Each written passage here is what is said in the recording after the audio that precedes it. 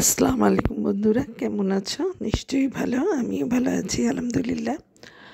তো অনেক দিন পরে আবার একটা ভিডিও নিয়ে আসলাম।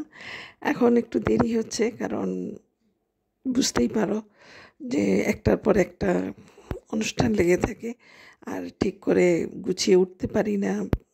সে কারণে ভিডিওগুলো দেওয়া হয় না, এডিট করা হয় না, ভয়েস দেওয়া হয় না।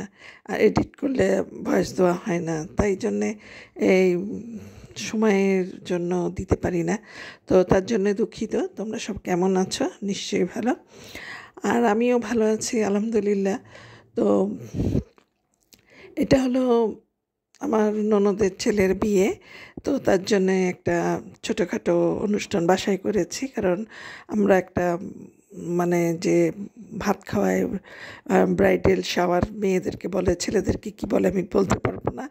তবে যে করা হয় সেটা ওকে গিফট দেওয়া হয়, কাপড় আর শার্ট প্যান্ট তো গিফট দেওয়া হয়, একটু খাওয়া দাওয়া হয়, আয়োজন করা হয়, ঘরে একটু আনন্দ করা হয়, যেন ওর আইবুড়ো মানে ওর যে অবিবাহিত সেটা একটু ওকে মনে করে দেয়, খুশি করে। তারপরে তো বিয়ে হয়েই যাবে, সেই কারণেই এই অনুষ্ঠানটা আমাদের করা হয় সাধারণত। এটা হলো করতেই হবে এরকম না, যে তারপরে ধরো একটু হাসি খুশি মজা খাওয়া দাওয়া একসাথে হলাম বিয়ের আগে, আর সেই কারণেই আর কি। তো যাই হোক, ওরা অবশ্য অনেক দেরি করে আসছে আমাদের বাসায়, কারণ ওরা বাসা থেকেও বের হয়েছে লেট, আবার আসতেও অনেকটা সময় নিয়েছে।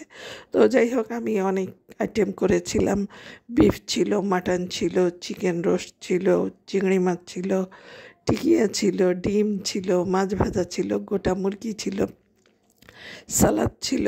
তো এই নিয়ে মোটামুটি করেছিলাম, বেশ ভালোই খুশি আনন্দ। তবে মনটা খারাপ হয়ে গিয়েছে, ওরা অনেক দেরি করে আসছে, ভিডিও ভালো করে করতে পারি নাই। আর ভিডিও করাটা তো বুঝোই যে একটু ঝামেলা হয়ে যায়, একটু সময় নিয়ে করতে হয়, আয়োজন আমাকে করতে হয়, ভিডিওটা আমাকে করতে হয়, এই জন্যে সময় পাওয়া যায় না, আর সে কারণেই হয়ে ওঠে না। আর এটা ছিল বিকেলবেলার, এটা হলো চাপ, বিফ চাপ ছিল। তো আজ এই পর্যন্তই। সবাই সুস্থ থেকো, ভালো থেকো, সাবধানে থেকো। আল্লাহ হাফেজ।